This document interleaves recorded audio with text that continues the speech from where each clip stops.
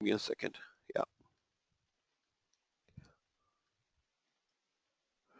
Right. So what is this topic doing in project management? We are always told as the project managers are called as in the industry, they're called as jack of all, master of none. Right? Project managers can't be masters of everything. First of all, we are very good with management. We are very good with managing the delivery of the project, right? And other technical work, any of the technicalities has to be dealt with the team, has to be dealt with the SMEs, right? We are not supposed to get into the technicalities. We're not supposed to get into the nitty-gritties of it because we are supposed to function at a much higher level where it is about handling the day-to-day activities. We have far more important task with us, which is keeping the stakeholders aligned to the objective of the project. Any which ways, 90% of the time goes off in communication. So we won't be able to go ahead and develop or do something about the project. That is something which is left up to our team. That is left up to our people. So who's going to develop? Our people. It's going to be our people, our SMEs. They are going to work and get the product or the service delivered, right? Now, when we say about people, then we need to handle people as well. We need to be aware of how to handle people. How do we handle our team? That is what we have in human resource management. How do we handle the team? What are the things that we do? How do we first of all hire people? What is the skill set that we need to hire people? How do we decide on that? It again depends upon the kind of budget that we have. If we have very good budget available with us, we will hire a very experienced resource to ensure that the predictability of the project goes up. But if the budget is not there, then probably we have to hire a fresher and get them trained, right? So it depends upon what is the budget that we have. Depending upon that, we'll hire people. Once people are hired, we need to analyze the skill gap inside the team, right? So then once the skill gap is identified, what do? We need to train them. We don't just train them to bridge the skill gap, we also train them to create backups, because there is a risk if there is one person who is master in a particular skill. What if he or she leaves? Who's gonna are we going to hire from outside? Not practically possible, right? So in that situation, we need to create the backups inside the team. Otherwise, we are calling for trouble, right? So then we go ahead and hire people. We go ahead and develop them. We manage their day-to-day activities. We manage their work on a day-to-day basis. We give them coaching. We give them feedback. We ensure that they understand how the project is moving forward. They stay aligned to the project delivery. And if during coaching and feedback, if we analyze there is further skill enhancement requirement, we train them again, right? We train them on any of the gaps which we have identified during our managing and directing the work. Also, to keep people motivated, we use different mechanisms to keep people motivated. We at times we motivate them by giving them praise, right? We praise them in public. We give them rewards. Reward and recognition is another factor which is very important. So give them money, additional money to keep them motivated, to keep them involved. Now, depending upon your organization and your organization's theory, your organization's belief, we would use different mechanisms to keep them motivated. Certain organizations believe that people can be motivated by micromanaging them. Without that, they won't work. They are lazy. They're absolutely lazy. They won't work unless you micromanage them. In those situations, you have to micromanage them. Certain organizations feel that people are at the peak of their motivation, and they don't need to be micromanaged. They need to be given a complete freedom to do their work, and you are just going to assist them. The example of that would be probably Agile. Generally, Agile organizations give complete freedom to the people. They believe that people are, the best way of getting the work from them is leave them alone. Give them complete liberty. They're going to plan. They're going to deliver. Let everything be handled by people, by your team. So that is, in that situation, we become just mere coordinator with them. It depends, right? It depends upon what kind of organization that we are working in. Certain organizations believe that people performance is directly linked. Once they get additional money, they rewards and recognition, they are motivated to deliver more work. If they understand how their rewards are going to, how their performance is going to add to their rewards, they perform better, right? In that situation, we give them rewards and recognition. So different organizations, different theories, based on that, we manage them differently. What are the different theories? We'll talk about that, and this is something which you would have to mark because at least a couple of questions will come out of that. Then we also, during the course of the project, we also ensure that the team builds up, right? Team works as one unit, not as not as a combination of capable individuals, but as one unit it should perform. How do we do it? We do team building activities. I mean, that's very common, I think. As soon as we get the project planned, and if it is approved, we go ahead and what we do is we take our people for offsites, right? So we take them outside, we take them out for team building activities. All of that is to ensure that the team gels together. If there is any conflict within the team, that is another thing which we handle. We ensure that there is certain sort of healthy conflicts as well. For example, let's say if I call for brainstorming session, somebody gives a view, there could be another person who might say that, I'm sorry, I have a contradictory view here. Now that's a healthy conflict. It's not a problem. Only when the ego starts coming in between, the conflict becomes a problem, right? So how do we handle the conflicts? We'll also talk about that. All these things we are going to cover in this chapter, right? So before we get started in a project about the human resource management, what do? We always plan. We always go and plan. How are we going to accomplish the tasks which I've just mentioned? How are we going to accomplish those tasks? So that is the plan. We plan it out. So that is plan talks about what is the skill set that we need to hire people. What will be the criteria based on which we will hire people? Is it just the technical skills, or the communication skills are also looked at? Their experience is also looked at. And what will be the training requirement? All of that gets mentioned in the plan HR management. How are we going to manage them? We need certain budget for that as well. Rewards and recognition has to be planned. The frequency of rewards and recognition has to be planned. What if they are not performers? They, somebody if doing whatever you want, but still they are not performing. Whatever you could, they're still not performing. In that situation, you might have to coach them out of organization. Absolutely fine, no problem, but that has to be planned. Otherwise, there will be too much of conflict between you and your board members. Certain board members might not approve it. All of this has to be planned and get approved so that you have a clear guideline of how are you going to manage your people, right? Plan all of this, get the plan signed. Once the plan is signed, this becomes a Bible for you.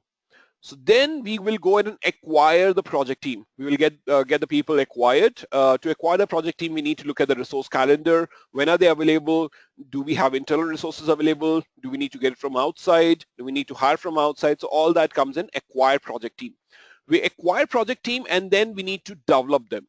Developing, this is where we understand their training requirements. We give them coaching feedback. At the same point of time, we understand their skill gaps, and so we try to bridge those skill gap by giving them additional motivation, additional trainings. We give them we give them coaching feedback. We motivate them. All of this happens in develop project team, and then eventually we manage. The last one is when the delivery is happening, or during the delivery part, we manage the project team. This is where we understand, we understand what we understand about their performance. We have their individual performance reviews. We give them performance reviews. We talk about their performance. We give them effective feedback to ensure that they come up the learning curve. If not, we might have to coach them out of organization, right? So these are the 4 processes that we have in HR management. This is what we do in HR management.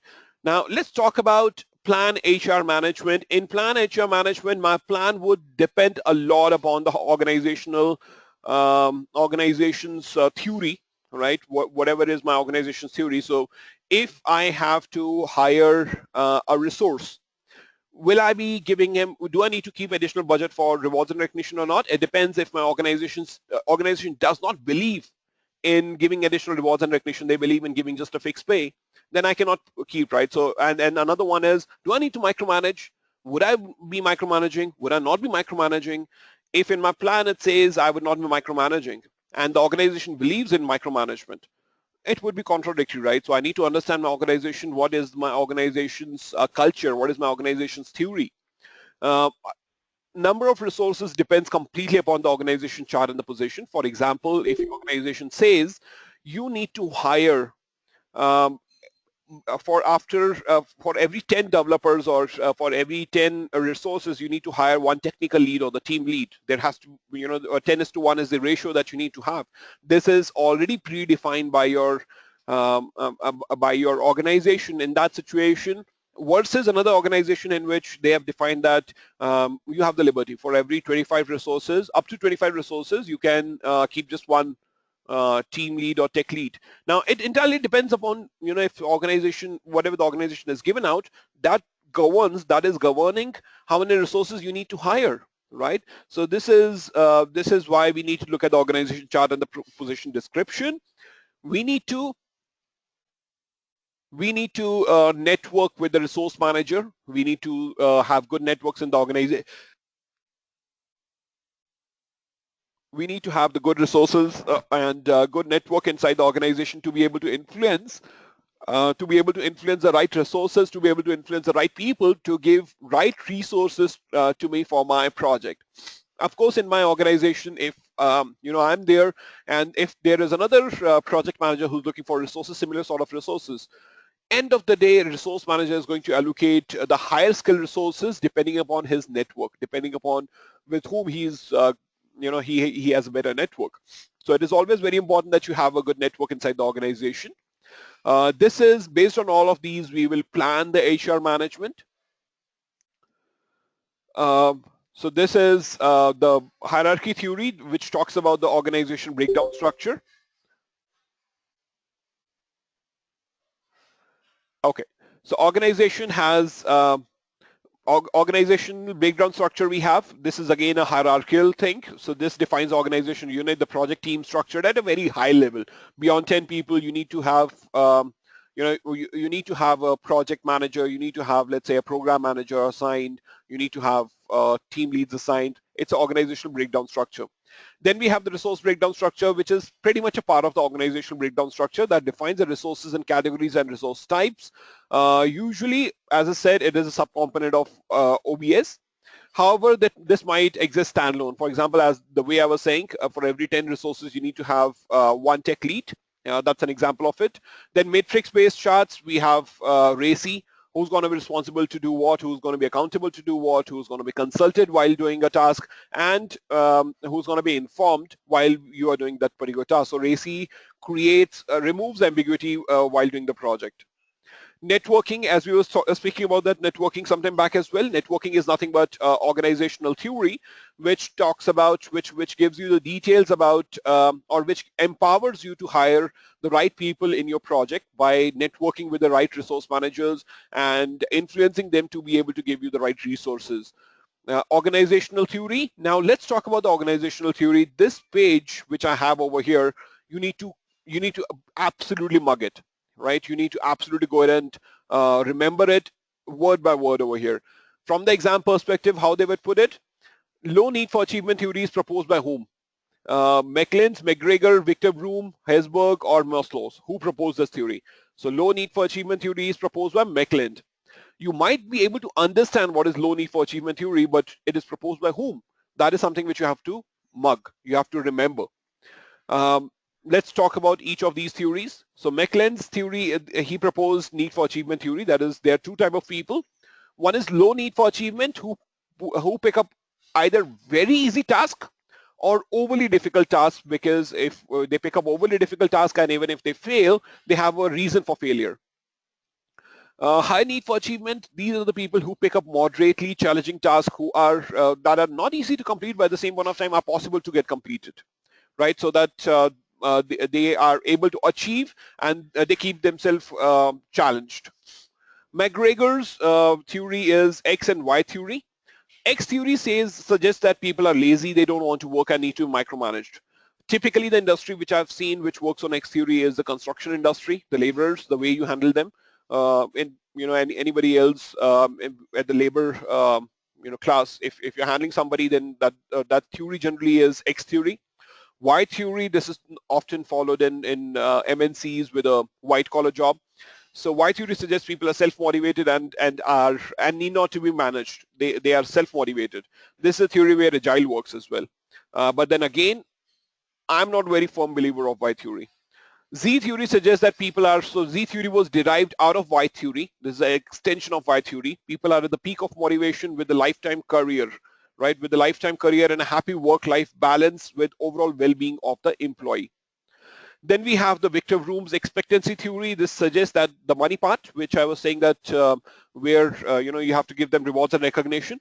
So this is employees are motivated when they understand that their superior job performance will yield to their superior organizational rewards, right? Monthly, if you're giving them monthly rewards and recognition, employee of the month, employee of the quarter, and so on, that is your organization is following Victor Room's expectancy theory. Haysberg's motivation and hygiene theory suggests that there's certain basic factors which needs to be taken care of. If they are taken care of, then comes the next stage where people can be motivated. Without hygiene factors taken care of, person cannot be motivated at all. What are those hygiene factors? These hygiene factors are compensation, some basic compensation which takes care of my needs, company policies, supervisor behavior, and closeness to employee. If I'm not close to my supervisor, I might it doesn't matter if the work is enriching or not. I might keep on looking for opportunities outside. Peer behavior and team bonding. If I'm not bonded with the team, I might feel very lonely in the organization, and I might want to move out. Right. So that is the hygiene factors. One factor which I think is not that great in Heisberg's hygiene factor. Um, this is what I've seen. This is what happens when I'm in me being the people manager. I've seen this thing as well. Let's say there is a lot of noise in your organization regarding the compensation and you give them 30%, 40% hike, or a person gets hired from outside and he gets a huge hike. Now, the first day when he gets that hike, the offer letter, he's absolutely delighted. He's absolutely happy. And in his mind, he's thinking, I'm going to put extra hours over here. I'm going to prove myself. I got this job. Great. Now all my issues are taken care of. What happens 5 to 6 months down the line? That compensation now becomes a norm. He is adjusted to it, and now that compensation also is not enough for him, right? He wants more. So compensation is something which is which can't be a hygiene factor. People aspire to keep on getting more. Motivation theory is so motivation factor is it comes from intrinsic conditions. For example, professional and personal growth. Am I getting enough opportunities? Am I getting training opportunities? Am I getting the opportunities to move up the career? The mentoring opportunities, those kind of opportunities. The achievement. If I do something, then do I get achievement and recognition? That is Herzberg's theory. Maslow's theory suggests that the motivation comes at a different levels, right? Different levels, a person is in different level, the motivation would be governed accordingly. So this is the basic level is psychological. Then we have the safety, social, self-esteem, and then self-actualization. Psychological is that basic factor, roti kapda aur makan, that basic need of human being. Safety, whenever we go to MNC, we see that the security guys are studying outside. What are they doing? Nothing. They are taking care of a safety requirement. Social understanding, belonging to the society, the love, all of that comes into social. Self-esteem, when I'm working for a bigger MNC whose name is very popular in the market, I'm working as a manager compared to somebody else who's just started as an engineer. That brings self-esteem. The titles matter, the company name matters here.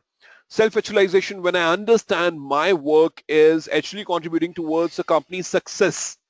That is self-actualization, when I understand my self-worth, right? So that these are the different levels.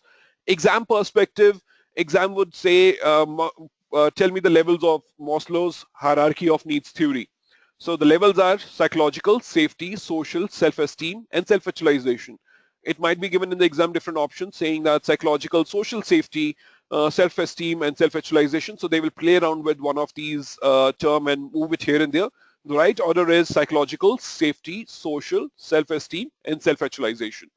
That is the right order. Okay. Next is, now we have planned it, so we have to go and acquire the project team.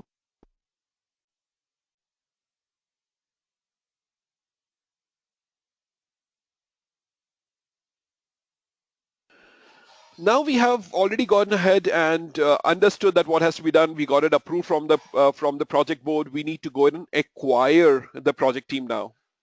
To acquire the project team, what do we do? To acquire the project team, we need to, at times you might have seen that there are certain set of SMEs who are pre-assigned to a project. What is pre-assigned to a project? Even before the project is signed with the client, you need to showcase that would you be able to complete the project or not, right? How long it would take for you to complete the project, what is the budget, all of this normally is developed. Now sponsor cannot develop it because sponsor doesn't have the knowledge. He needs help of project manager. So at times project manager is pre-assigned. Now project manager, we said that is jack of all, master of none. So he might need SME. These people are pre-assigned even before the contract is signed, right? So these are the pre-assigned resources who are already part of the project. Then to get more people in your project, it's not that pre-assigned resources are going to do the project on their own. They need more people. To get those people, you need the best of the possible resources, right? Even with your networking, you still need to negotiate.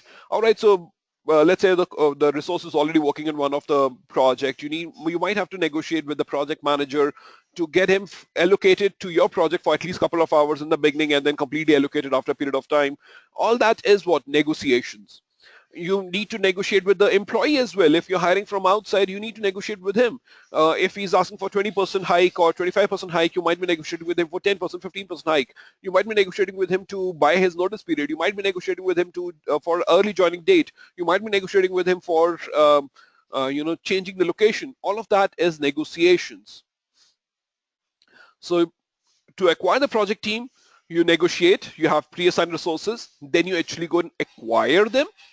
Not always your people who have been acquired are working out of one location, right? They might be working out of multiple locations. For example, you have when you have acquired team to keep the cost low, some of the people that have been acquired are working out of California, out of your location, and some of the people you have acquired out of, let's say, low-cost location, maybe Philippines, India. These are locations at which you have acquired them for. So that is your virtual team. When they are not sitting together, they are sitting virtually. If budget permits, now remember this, if budget permits, we need to get them co-located to one location. Why? That eliminates the communication gap, right? If budget permits, get them co-located to one location for your project duration. If the budget doesn't permit, then you would have to handle a virtual team by getting them logged into a virtual kind of environment, online kind of environment where they can communicate with each other. You need to handle the communication effectively. That is called as where they're logging into online room. They're sitting virtually, but they're logging onto online room to be able to have a free flow of communication is called as the war room, right? That's called as a war room. If they are getting co-located to one single location, that is called as tight matrix.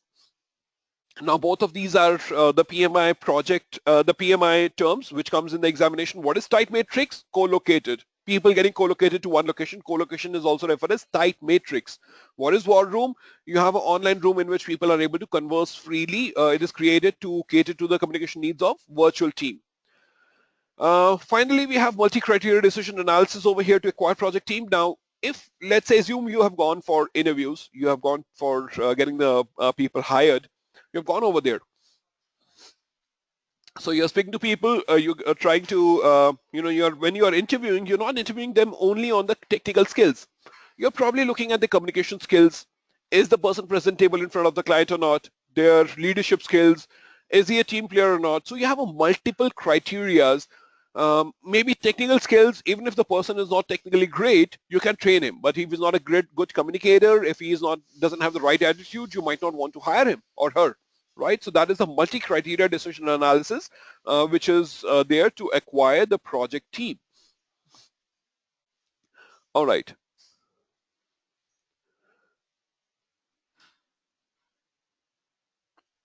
Once the team is hired, once the team is acquired, then we go ahead and then we move into the then we move into the execution stage. In this stage, we develop and manage them. Right, so we develop and manage my project team. To develop the project team, how do we develop? If I have to develop my project team, what do I do? When my project is in the execution stage, I try to be on the floor with my people to ensure that I observe whatever is happening. I observe if everything is going right, if there is any communication gap, if there is any problems. I try to observe a lot, right? With that, what I'm trying to do is I'm trying to understand the specific needs of coaching and feedback. Now, all this comes under the interpersonal skills. It's not that if somebody is not performing great, you tell him, you're not performing great. If you don't perform, I'm going to fire you, right? That's not the right way of giving the feedback. You're going to, you have to be, a lot of times you have to be diplomatic.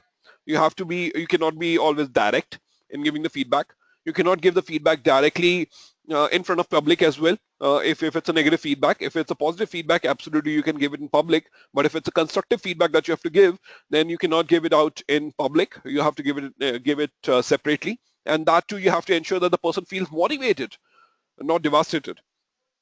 So that is your interpersonal skills will help you develop your team. Then it's not just your interpersonal skills, right? If there is a skill gap, if there is a not a will issue, it's a skill issue.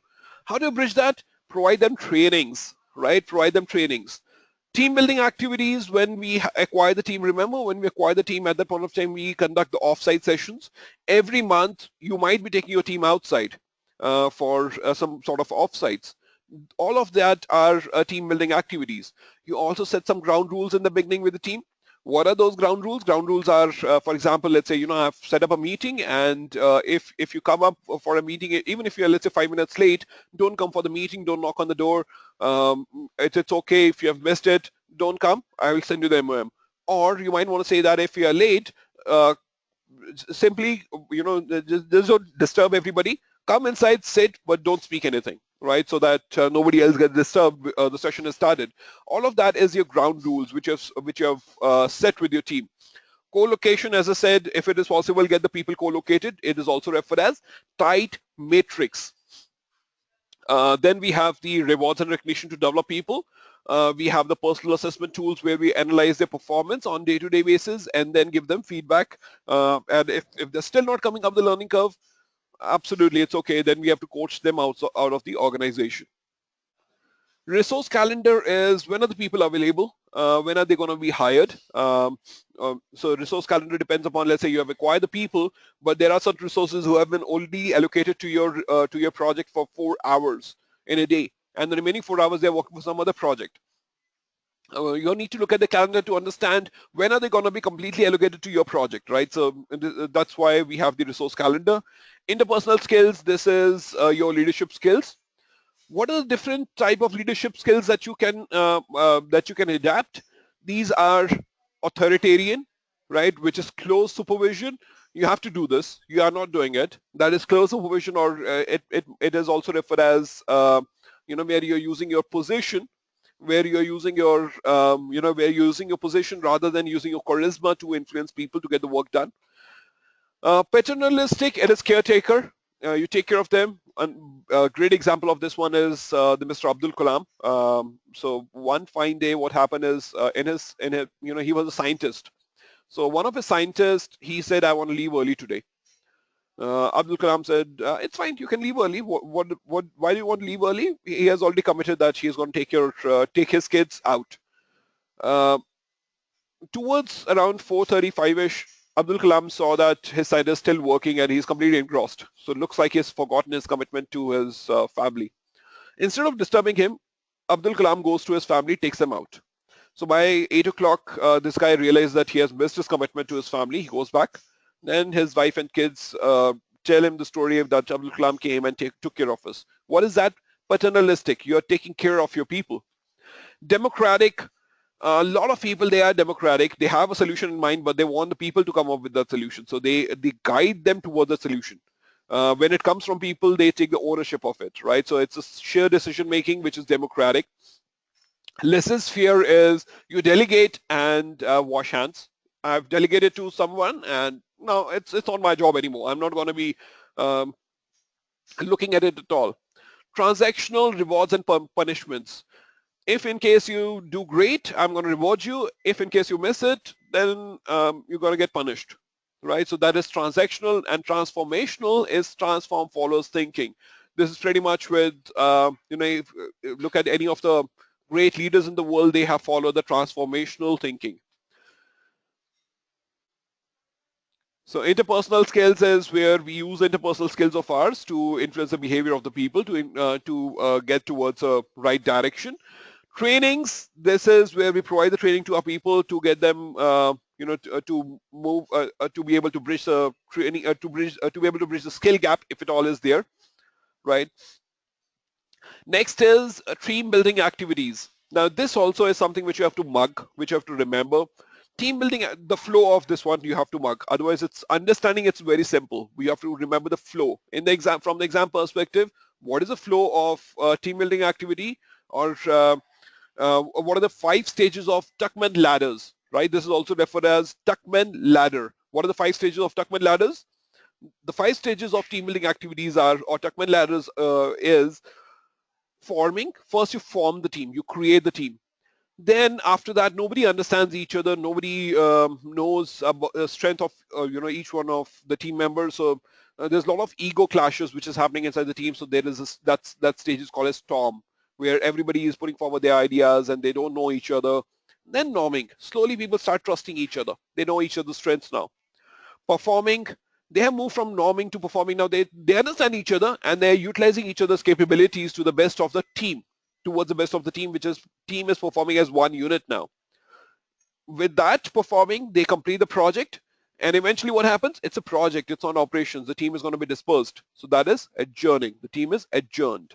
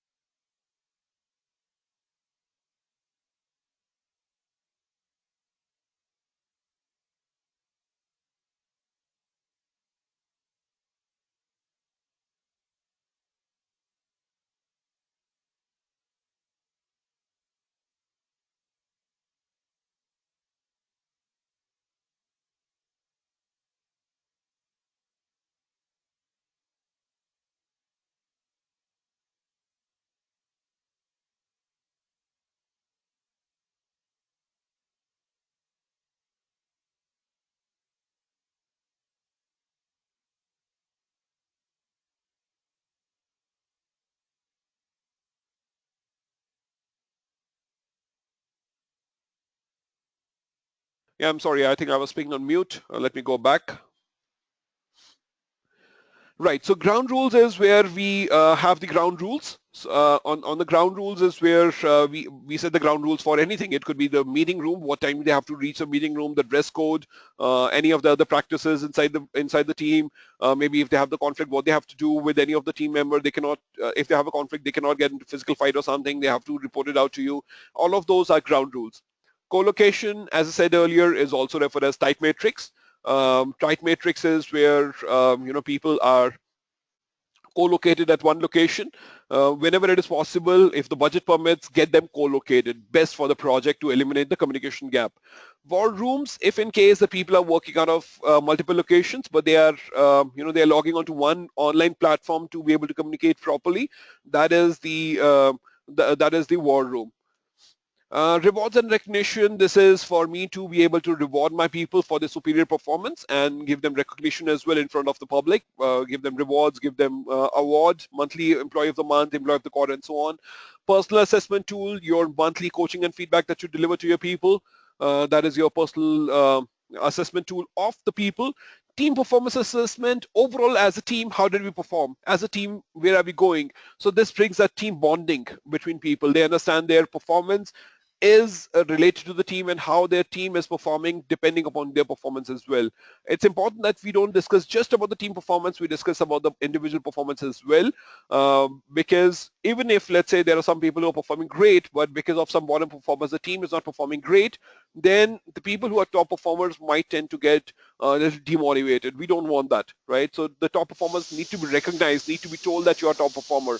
Bottom performers has to be either brought up the learning curve or need to be eliminated from the team. Overall, look at the team performance assessment at a later stage and find out if we are meeting the baseline of scope, time, cost, quality against those guidelines, against those baseline. How are we performing? Are we on the track? Are we deviating from the track? How are we going? So that was develop the project team. Last is manage project team. Before we get into manage project team, let's take our first break. Today we're going to take the first break, and let's go ahead and take the first break for 35 minutes from here on. All right, guys.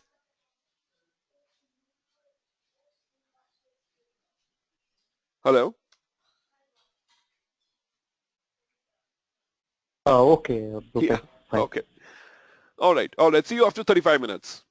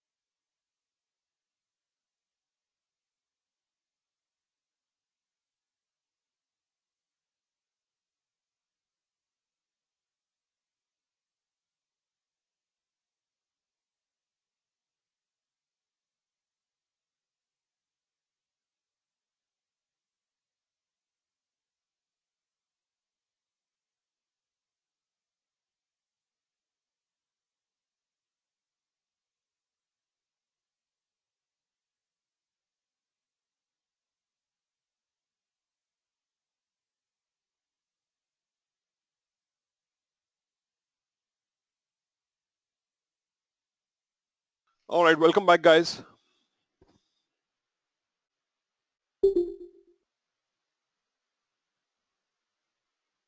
Hello.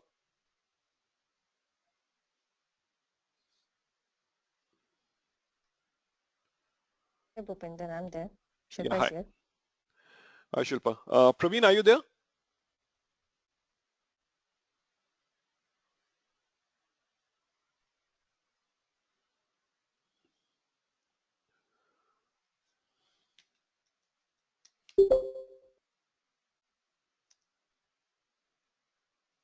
Hi, Praveen. Yes. All right, let's get started. All right, so let's get started now. So we are going to talk about the manage project team. We have to go ahead and manage the project team now. To manage the project team, how do we manage it? It's very similar to what we have done it in direct and managed project work or develop project team. This is where we are going to manage the day-to-day activities. So the only difference over here is when we are developing, that is where we are first time developing their requirement. That's where we are getting them to gel with each other together and work as one unit. When they're gelled, when they are together, when they are combined together and working as one unit, at that point of time, they're working as one unit, one team. Now it is handling the individuals, right? Handling individual requirement, which is manage project team. How do we manage? We manage by observations and conversation. We give them, we have the performance appraisals. Most importantly, we have the conflict management over here. When the team is working as one unit, there are different individuals, there are different personalities working inside the team. Some personalities, they might be very extrovert, somebody might be introvert, they might have conflicts with each other. That conflict management, as we said earlier, some sort of conflict is healthy. It's not that all the conflicts are bad, but ensuring that the conflict is resolved, ensuring that the conflict is not going beyond the control, and ensuring that the conflict is resolved in the betterment of the objective um, of the project and the people involved in it is conflict management, right? So let's talk about the work performance. This is how the work performance reports look like. Generally, we get these kind of reports and we coach the team members accordingly based on the work performance reports that we have. The areas of work which may be compared here includes the schedule, cost, scope, quality, etc. Observation and conversation during, when the team is working as one unit, at that point of time, we might be looking at the way they are performing with each other. They might have certain conflicts. They might be working in groups, by the way, as well. It might happen that if it's a larger team specifically, groups tend to form up. That is something which we need to avoid, because if groupism happen inside the team, that is not very healthy for the that's not very conducive towards overall environment of the project, right? We need to ensure that the groupism doesn't happen inside the project. So all that is coming from observation, and you need to converse with people to get that eliminated. Then let's talk about conflicts now, which is the major topic in managing the people. Conflicts, why conflicts happen? Let's say when I initially communicated to the board about the timelines, I did not consult my SMEs, right? I did not consult the team. It could be because of, because of which it is unrealistic schedule to the team. It could be because of the conflicting or missing scope. It could be because of the changing priorities and I'm not communicating to my team members. Unattainable cost, which again I got it because I did not take the input from all the people. Personalities, the most important is the personalities here. Different people, they're working inside the team, uh, conflicts are bound to happen. You will not have all the people inside your team who are who are working in a best possible manner and they have no conflicts. There would be certain people who at the back they speak something else, in the front they speak something else, and because of all those political kind of environment, bureaucratic environment, the conflicts tend to happen, right? How do we resolve it? The best possible method of resolving the conflict is, I'm going to go the other way around. The best possible method of resolving the conflict is collaborate. So if in the exam the question comes saying that you have conflict which is there inside your team, how would you resolve it? Wherever you find a solution which is coming as collaborate or problem solve, where both the parties, their issue is addressed, with the people involved in the conflict, if both of their issue is addressed and you're coming up with a solution which is addressing both of them, their conflict, and they both have a win-win situation, that is the best method of resolving on conflict, right? So win-win is also referred as collaborate. Collaborate with each other and ensure that the solution is found out. if collaboration is not working, if still there is one party who is unreasonably having a elaborated discussion, unreasonably, unrealistically, they're having a debate just because of their personality and there is no logic behind it. At times, SME or you might have to force and say that that's enough. This is what we're going to do. End of story. End of discussion. Right? That is force or direct. What happened with that? You won the point. One of the party has won the point. One of the party has won in the conflict. However, the other party whose personality caused this conflict is going to cut off now. So he would not, he probably is going to start searching for opportunities outside. He would not be that engaged inside the team. It's not a very great environment to be in. So they might start searching outside and they might create further negative environment, or probably they might further start creating groupism inside the team, which is not very healthy. But at times, if the ego comes in between, this force and direct has to be done. Right. So if in the exam, if it is given, there's a conflict and ego is coming in between, then it is force or direct. Right? Otherwise, the best method is collaborate or problem solve. All of the methods is lose-lose, where both the parties are losing. Whether you compromise, compromise with each other and come up with a solution to addressing partial points of each other. That's compromise. Smooth or accommodate is where you're addressing one of the point, but both the parties have lost in that situation. Withdraw or avoid is we're not even discussing. Both of these people, they have so much of ego that they're not even discussing. They're not even talking in talking terms with each other. That is withdraw, avoid. All these these are different methods, but these are a complete no-no. Lose-lose situations, right? This is where the ego has come in between. The best, as I said earlier, to resolve the conflict is collaborate. Second is force or direct. That completes us with the HR management chapter. That's the complete HR management chapter. Let's get started with the communications management. So the communications management, as we said earlier, in communications management, we have 90% of the project time, 90% of the time, project manager's time is going in communication. I think there is one individual who's not online right now, right? We have Shilpa, we have Praveen. There is one more, right, who was supposed to be here.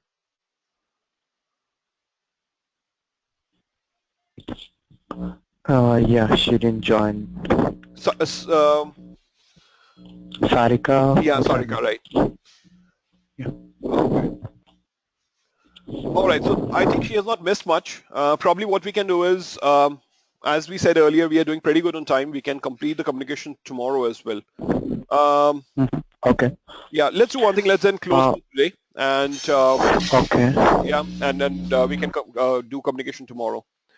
So we okay. What kind of question, Bhupen? I have a question. What kind of question we can expect on this chapter, HR management? HR management, conflict management. You need to mark the conflict management. Yeah. The solution is wherever, they will give you a situation and they will say that which is the most appropriate solution. Most appropriate solution for any situation in conflict management is where you are able to collaborate, where it is a win-win situation for both the parties involved in the conflict. If in between somewhere in the question it is written that one of the parties is not agreeing because of the ego, then it is you have to force, right? Find out a solution where it is one party is forcing a solution and saying that this is how it has to be done. So that is one. And second is the organizational theories. The organizational theories that we had for, physiological, safety, social, self-esteem, self-actualization, that one. Heisenberg's X and Y theory, all of those theories, that is something which we have to mark. Who proposed which theory, what that theory means, what is the flow of that theory, that these questions will come, only these questions will come from HR management. Okay. Yeah. And from communication management, it's again a very easy chapter. Communication management, the kind of questions which come is, what is the time that project manager spends on communication out of the overall time? It is 90%. 90% is a benchmark. And then there is another formula using which we calculate how many communication channels are there. We can have a discussion on that tomorrow. I think then it's okay. Sarika has not joined us till now, maybe because of some internet connection or something. Let's close it over here. We have completed already around 280 pages out of 410 pages. So only approximately, let's say, 130 pages are left, and we have 3 days. So we are doing pretty good on time. Every day we have been completing around 40 pages, 40 slides. And even though if we are not able, let's say, complete on Friday, we still have Monday and Tuesday. So that should be absolutely fine. Let's close it over here and let's meet tomorrow then. Okay. Yeah. All right then, guys. Thank you. Thanks a lot for joining in today. Have a great day ahead. See you tomorrow. Bye-bye. Yeah. Have a good day. Bye-bye.